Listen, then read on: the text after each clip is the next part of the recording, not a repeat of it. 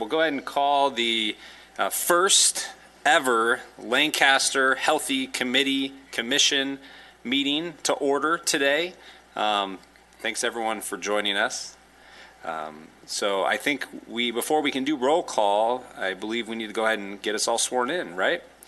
So. You guys would mind standing? Sure. Do you want us to join you down there, or we can? We can do it from the dais. What do you think? Sure. Okay. So I'm going to read it from here.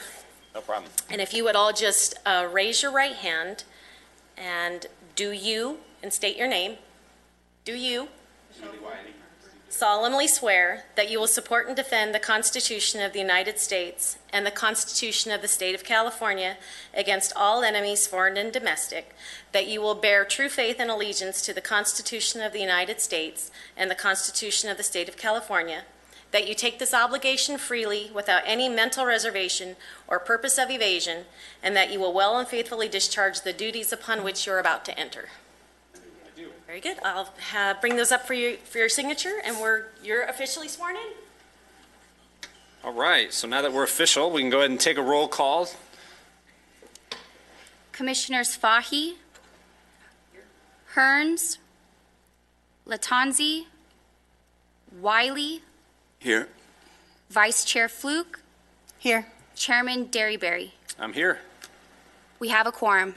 All right. So we'll go ahead and proceed. I understand we have new procedures and protocols for the invocation, which were just brought to my attention. So if one of us wants to give the invocation, we can today. Anybody? That fair? Okay. Lead us.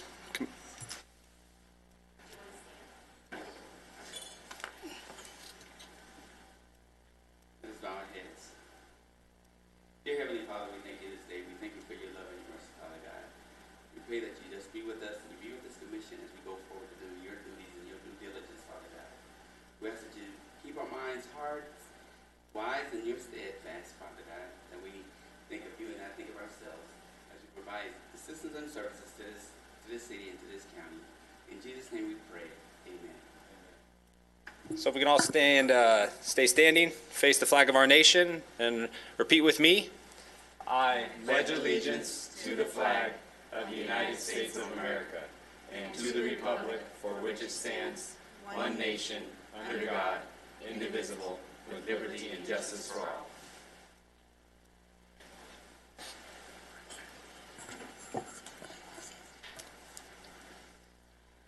So since this is our first meeting, Elizabeth, you're our director, so to speak, I believe, right? Correct. So why don't you kind of introduce yourself, and we can get started and discuss what we're here to do. Okay. I'm Elizabeth Brubaker, the Director of Housing and Neighborhood Revitalization. And this commission is coming together regarding a national issue, which is drug abuse and drug addiction in the United States. But what we'd like to do is research exactly what's going on in the community of Lancaster. Is there an issue? And if there is, how is the community addressing that issue? So this commission will be hearing testimony from experts in the field, and then having discussions with them to gain knowledge, and then to see what we have in our community and where we're going to go from there. Perfect. I know it's kind of hard to not experience what you're discussing in the community. So I think it's important. I know some of us have spoken about this, and I'm pleased that this is what we're going to start to tackle first. We've done a lot in the community with some of the previous councils and commissions. I'm glad the city's open to tackle this issue, specifically with some of the new state legislation that's come out relative to the drug addiction and issues that we may have. So I don't believe we have any items to be removed from the agenda today, right? Do we have any speaker cards on agendized items? We have a presentation from Michelle, first off. Okay, sure. You're up. Well, I'll just do it from here because it's not really a presentation. I thought I was just going to do an announcement, but so we are kicking off our fourth year with the YOLO competition tonight at AVPH offices at 44226 10th Street West at 5:30.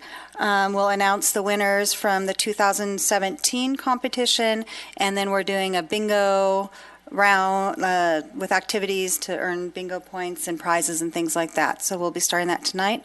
So if any of the commissioners can join us to give the prizes out from last year, that would be great. And then we're looking forward to another great year with Yellow. How many years have you done that, Michelle? We're going into our fourth year. Always a good event, great event. So let's go ahead. We have one consent calendar item. So basically, we tonight is a special meeting. We call it as a special meeting so that we can go ahead and put on the city's agenda our monthly meetings. I think Michelle and I selfishly are used to the first Tuesday of every month at 4 o'clock for having our meetings. So this is the date and time I've proposed. It's worked out well for us in the past. If anyone has any objections, we can chat about what might work with our relative schedules. But this is what I think works for city staff and what's been proposed so far, if we could.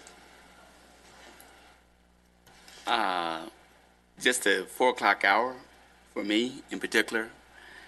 I'm a team player, however, I was on the other commission. We went at 5 o'clock, and that kind of met my schedule a little bit better. I do currently work at Antelope Valley College, and my in the daytime is at 5 o'clock. However, if consensus says the majority rules with the 4 o'clock, I'll stay, but I would opt to go at 5 if possible. And if it's okay with the city too. I mean, I'm not trying to make you guys work overtime or to inconvenience anyone, other than myself. Barbara? I work as well, and the truth is that it's rough for me to make 4 o'clock, but I'm here. 5 o'clock would be preferable to me. It still I need to shift things around at work, but I'm agreeable to, if 4 o'clock really works best, I'll do the best that I can, but 5 o'clock would be my preference. What about the day, the first Tuesday of the month? Is that okay? Any major objection to that? It's up to the commissioners. Yeah. Michelle, what about you? I don't really have a preference. Maybe we could check with the other commissioners to see if they have, just to weigh in, and then we can make a decision. I don't know how you feel about it. You could bring it back to the next meeting, and what we can do is bring the resolution back without a time. If you want to stick with the first Tuesday, we can bring the resolution back without a time, and then you guys can come to a consensus on the dais, and then make your motion at that time. Sure. And 4 o'clock 4 or 5 doesn't matter to me. It's not much different to me. I think the day works for me. It's something I've had on my calendar for, I think, 6 years, I think. So, so I would prefer, yeah, my request would be that we do the first Tuesday of every month. So if we'll entertain If it's easier for at least the four of us sitting here, then. Well, if you guys agree, let's entertain a motion to set the day, and then we'll table the time until we have either time to speak as a full commission, or we can get the other two commissioners here so we can make sure. I mean, the main thing is that we don't have just 4 of us here every meeting. The goal is that we would have all 6. So, so let's go ahead. If we could, I'll entertain a motion to approve the day, hopefully being the first day of the month, first Tuesday of the month, excuse me, and then we'll table the time until we can meet next month. Okay. Need a second? Need a Chairman, motion? One I motion. move that. Okay, all right. I move that we solidify the first Tuesday every month to conduct the meeting and the agenda items for the Lancaster Healthy Community Commission as so stated. A second? Second. All those in favor? I guess we can vote, so we can all use our little buttons. Surprise, surprise. You guys were all to the edges of your seat, I'm sure. Okay, so we'll go ahead. Chairman Derby, I'm sorry, for the purpose of the public, if you could announce the results, that it was approved unanimously. It was, I didn't realize the screens weren't on it was approved unanimously. We will meet again next March, first Tuesday in March, which I believe is March 6th. And we'll go ahead and keep it at 4 p.m. for now, since it's already on the public's agenda calendar. So we'll go ahead and meet again at 4 o'clock next month on March 6th. So now we're ready to kind of dive in, I think, to what it is we want to tackle first with our commission. And the idea behind drug addiction and abuse in the Antelope Valley, I think one thing that I would like to see the commission determine, so we can give the city and city staff some direction on, really what is how bad is the addiction that's being faced here in our city and in this community. Being married for many years to an ER nurse, I know a lot about what goes through our hospitals' doors. One thing I'd like to see is us have a conversation with some of those emergency room doctors. Let's hear their stories. What are they seeing? How often? What's the severity? What's on our streets here? And then, what's happening with our, local service providers? Are they getting the help that they need? What are they seeing as it relates to the drug addiction? Obviously, I think a lot of us know generally what the ramifications are about drug addiction. I'm not sure. We all know the severity completely. So I think that we can probably take some testimony and presentations on really what some of those ramifications are. So we get some treatment centers or something, give us some insight and education. And I don't even know what services are available if you are addicted here locally. I think we have probably hundreds of community-based organizations, but who's supplying the resources? And if so, what are those resources? How do we find them? How can the city direct people to use them? We all know, Mental Health America, ABPH, a lot of these ones that come to the tip of our tongue, Grace Resources, we know they provide services. What services are they providing? We want to make sure that the city can, really find a way to connect those with the people who are, in need of those services for drug addiction. And what can we do as a city to stop this? The state of California has passed some legislation this year that, we don't know really what the federal government's going to do about it yet, but this could really affect us. Could affect, maybe it's maybe the youth more than others. I don't know. So those are some things I think that, would be important for us to dive into this year. So what are your thoughts on those comments? Well, I agree with what you're saying. I see it from a, multifaceted connection here. At the college, even before they passed the law, I was very disturbed that students would come and you could smell in the bathroom that they entertain themselves with the drugs. And I see them quite often on a daily basis at the college that they even entertain themselves with some kind of marijuana or some other drug that impaired their opportunity to think well, and also having the county sheriffs there on campus and the things that they got to go through, and having people either trying to sell on campus or getting arrested for unknown substances. And I really feel very strongly about what can we do and put things in place that will help us be a healthy community if we proceed down this road of using and abusing drugs. But it's a two-sided or two-edged sword. We got to help. You got to want the help. I know, like you mentioned, what what are the avenues and venues and offices that can help people, but then also, I guess, the educational point of view, where can we help them to help themselves so that we don't spiral down this negative road. And just hoping that we can find a good outcome, a good resource. And maybe listen to the people, maybe listen to those who have partaken in on recovery, and maybe they could give us some insight by, having the guest speakers, so that we can see how did it start, rather than, having a negative impact, but the carrot and stick impact, that we can help them out. Who do you want to hear from? I mean, as a commission, what sort of testimony or presentations do you want to hear, or who do you want to hear from, so that we can go and seek out that presentation or that testimony, so that we can have productive meetings. I really, obviously the goal today is to kind of brainstorm a little bit on where to take this, this first step. And of course, this is not we have the Criminal Justice Commission, who does certain things as it relates to the criminality of drugs and drug addiction. That's not what we're here to do. We're to really proffer this healthy community, taking away the addiction.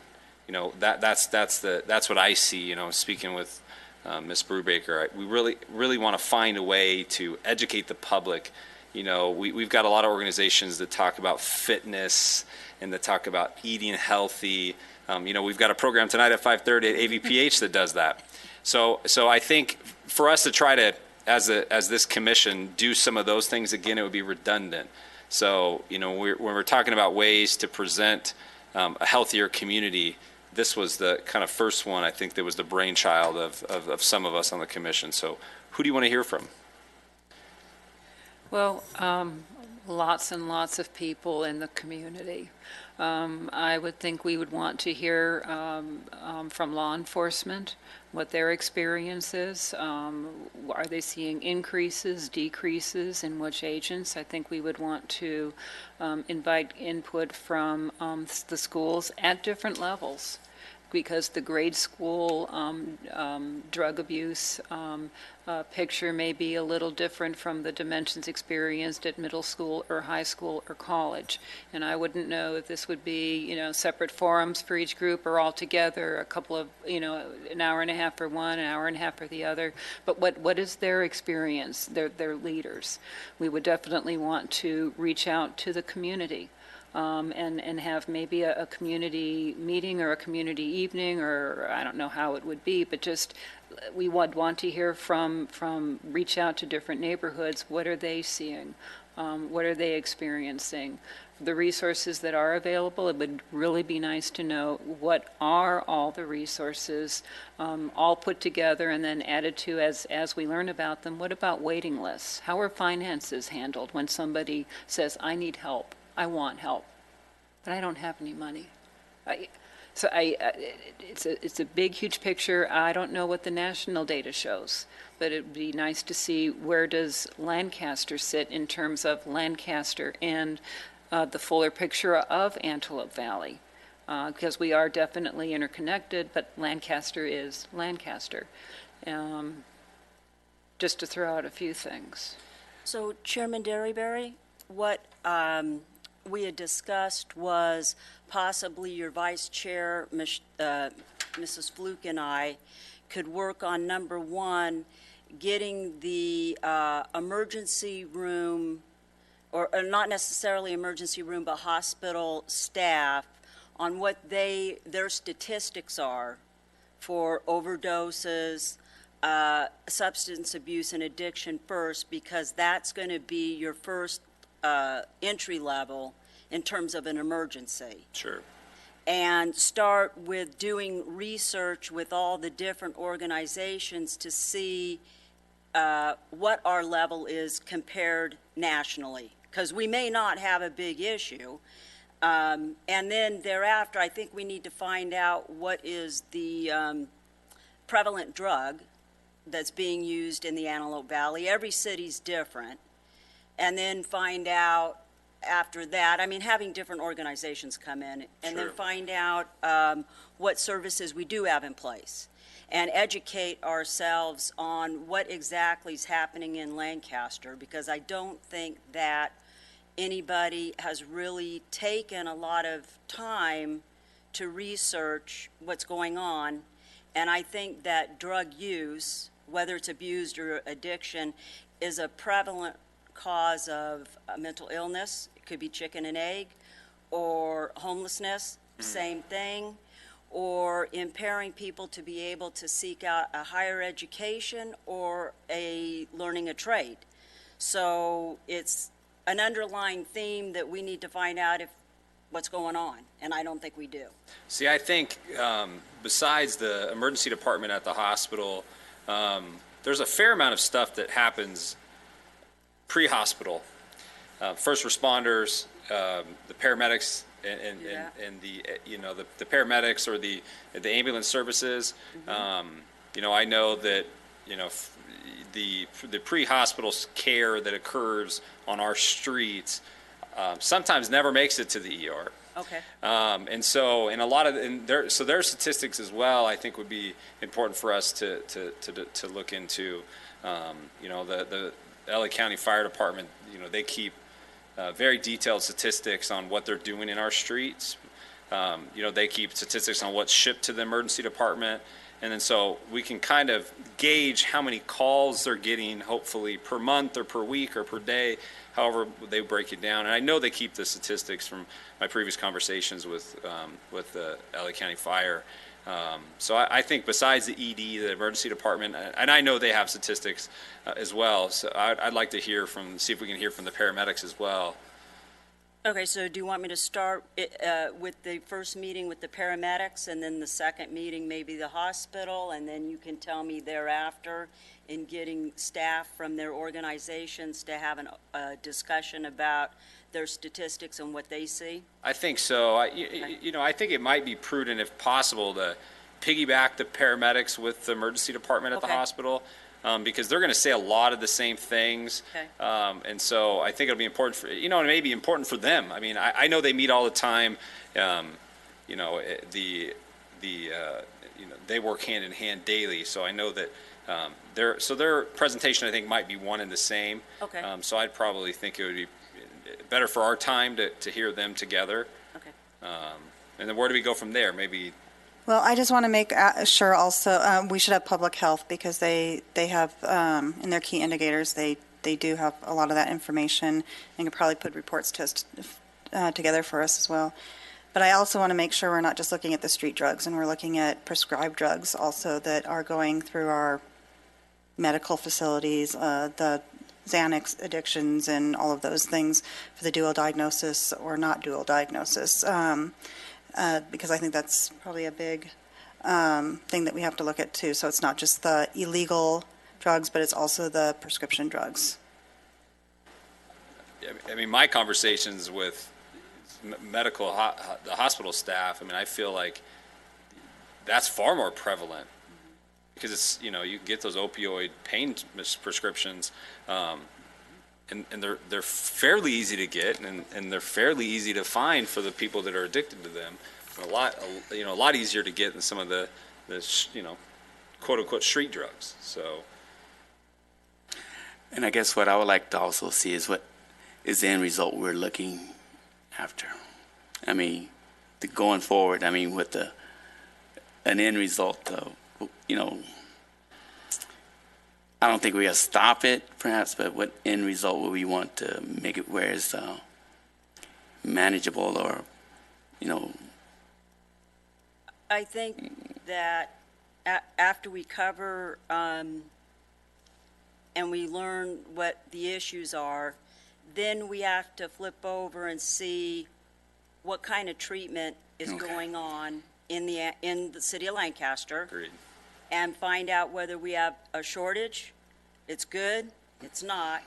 And then I think one thing then thereafter is, it's not just after, it's preventative. And we need to look at it both ways. So, and the end result is, I think, to make sure that we're preventing as much as we can, assisting those as much as we can, and making sure we have the services available for those in our community. No, I agree. I think that was an important segue, because I think once we get the statistics, then we can hear maybe a meeting about from the community-based organizations and what they're seeing, and then we can get into the treatment facilities and find out, okay, after they go to the hospital, maybe after they seek treatment from the community-based organization, what's next, what's available to them. And once we have the full picture from maybe the pickup, let's say the paramedic call, or the voluntary treatment at the hospital, maybe there's an outpatient group that we need to seek as well. That's not an emergency group. That's something more outpatient for volunteer basis in the mix. And I think that once we have an opportunity to hear the testimony from those three groups, I really see it kind of being maybe three meetings. If we can get the paramedic and fire, then maybe we can get the community-based organizations another meeting, and then we can get maybe some of the treatment facilities a different meeting. Once we have that, then taking us to what would be our presentation or discussion items today as number 2, what action items can this commission now take? What's needed? As a kid, you always remember I remember the DARE program. The DARE program was, it was an educational thing for us as students. But maybe the city, we can, take the helm on something like that, or like Ready Lancaster, for instance. The city, based on some of these natural disasters, wants our citizens to be ready for those things, and so the city's taken upon this campaign to educate everybody on what they need to do if this happens. And so, I'm big on education. I'm big on, not necessarily academia education, but educating people so that they're aware and know what to do. And so we can maybe, the next thing is our action item is to prepare a program that our community can buy into, like a Ready Lancaster and some of the other programs we've done in the past. Once we have the statistics and data. I just want to piggyback off that, because you kind of read my mind. I think it's educating the parents too. I mean, there's so many new drugs and things kids are doing, and parents don't have any idea, what to look for, or it's not my child, or things like that. And I think it's important that we educate the parents as well as the kids, not getting pressured and things like that, say no to drugs, but and making sure that we include the faith-based in schools and everything in those processes, so that it is the educational piece. We can have all the programs we want, but if people aren't being identified, or parents aren't talking to their kids, or noticing something different, then it's the preventative piece of it. And I'd like to, I think I can imagine that we're going to get this data. And as opposed to trying to fix the whole problem, why don't we isolate the problem on maybe a certain age group or demographic, or whatever that might be. I'm not sure what that looks like, because I don't have the background in this. My day job does not involve anything having to do with health, wellness, drug addiction, or anything of that respect. But I like trying to find ways to fix problems. That's what I do every day. I fix problems. Some days better than others, but if we can get educated from these organizations, then let's pick a small group and try to see if we can fix it. And I think another factor to consider is we do have to take into consideration different languages and different cultures. Sure, that are just of course, all throughout the city. So any program would need to address that scope as well. Oh, absolutely. Yeah, I agree completely with that. So if possible, let us know what we can do. I know obviously we have every council meeting we have a representative from LA County Fire Department, so I'm sure we can ask from the... Yeah, that's not a problem. we can ask from the top down can do there. And if there's any help you need finding people in the emergency department or at the hospital, just let the commission know. I think one way or the other, one or all of us probably has a connection we can try to pull together there. The doctors in the emergency department, I think, they're so heavily tied into what this community does, and they're so compassionate. And I say this because for a dozen years my wife worked in that department, so that they're willing to help. They've helped our commission before. They helped our council when we were doing our little healthy Mayor's Health and Wellness Council. So they're accessible and they'll help too. Okay. So if we could maybe see if we can wrangle them in for the next meeting, I Okay, think that if would you be have any fabulous. suggestions, just email me with the name and the phone number so I can call them. Okay. And then I know some that I can call, and Michelle does too. It's what she does. So I think if everybody helps me, I can make the phone calls and get the people here for the presentations. And then we have a speaker card on this matter. Okay. It's up to you.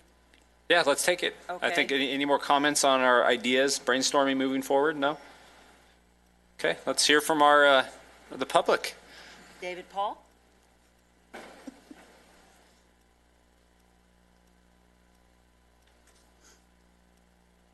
Mr. Chairman and Commissioners, it's such a joy to be at the first Lancaster Healthy Community Commission meeting. It's a joyous time. You're taking on something that is very important, and I just have a couple of quick things before I break into what I wanted to say. I love the YOLO program, and Elizabeth, my wife still cherishes her YOLO hat that you gave her at one of the events, and those are our standard wear when we go around the city. We really promote it. Commissioner Wiley, I appreciate what you said about having a goal, but what is that, right? And I always try and stress things that we need to consider.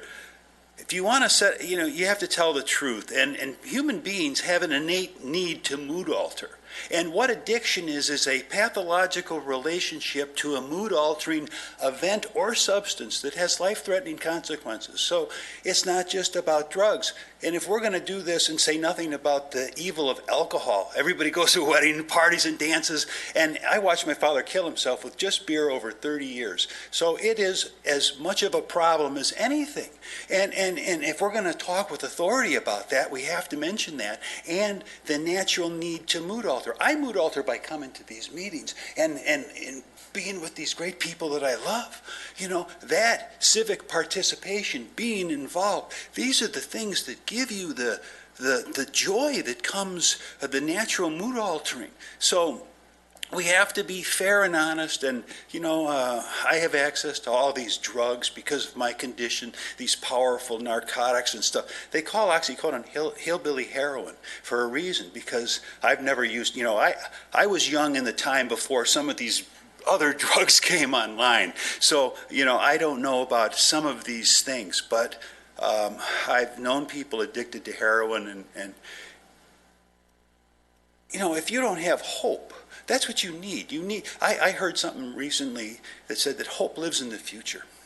And that's where we can project ourselves to a better life, service to our community, and bettering ourselves. These are the things that matter. So if we are not going to teach people their own personal responsibility, and you're not a dog if you've smoked a joint, or some of these people that take it in for oxy, they're in cuffs, right? And there's not a lot of compassion in cuffs. So these are all things that we have to understand and be honest. And if we're not going to be honest that this is something that is about you and your relationship to the community and God, then we're never going to fix this. I had a miracle 30-some years ago. One morning I woke up and I just quit drinking. I used to drink beer.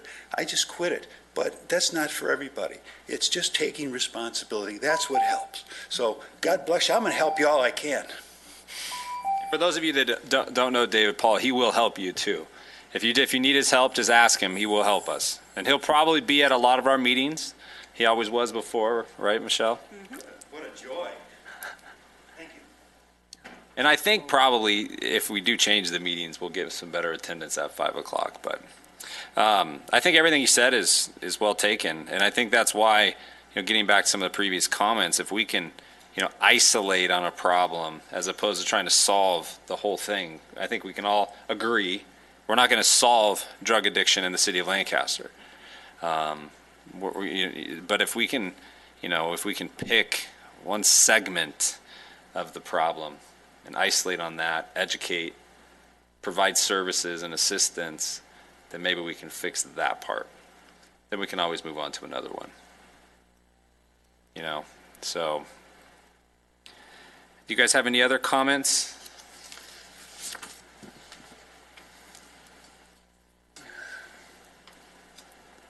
I know the meeting was a long time coming. Yeah, if you guys want to throw stones, you can probably throw in my direction. I'll take the responsibility for that. But we're here now, and we're going to be here every month, and we're going to stay on task. And I think one thing that I've learned in these commissions is to take it one step at a time, as opposed to trying to solve all the problems all at once. So we don't have any more comments. I don't think anyone else is jumping up. We'll go ahead and adjourn today's meeting. It's 4:40, and we'll see you guys all next month.